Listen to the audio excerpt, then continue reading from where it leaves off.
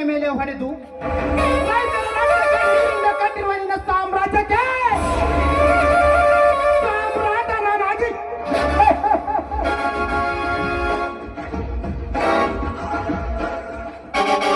ರಾಜಕೀಯದಲ್ಲಿ ನಿನ್ನೊಂದಿಗೆ ಬೆಂಬಲಿಸಿ ನಿನ್ನ ಹಣದ ಖಜಾನೆಯನ್ನೇ ಖಾಲಿ ಮಾಡಿ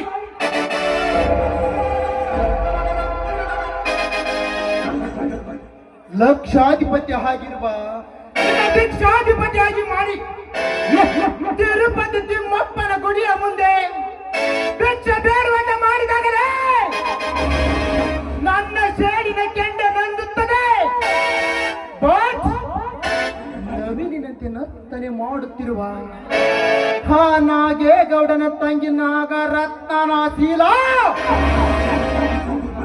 ನಾಳಿಗೆ ಈ ಚಕ್ರವರ್ತಿ ಕೈಯಲ್ಲಿ ಚಿತ್ರ ವಿಚಿತ್ರ ಬಂದೆ ನಾಗರತ್ನ, ನಿನ್ನ ದೇಹದ ಒಂದೊಂದು ಭಾಗಕ್ಕೆ ಮುತ್ತಿಟ್ಟು ನನ್ನ ಆಸೆ ಆಕಾಂಕ್ಷೆಗಳನ್ನು ಈಡೇರಿಸಿಕೊಳ್ಳಲು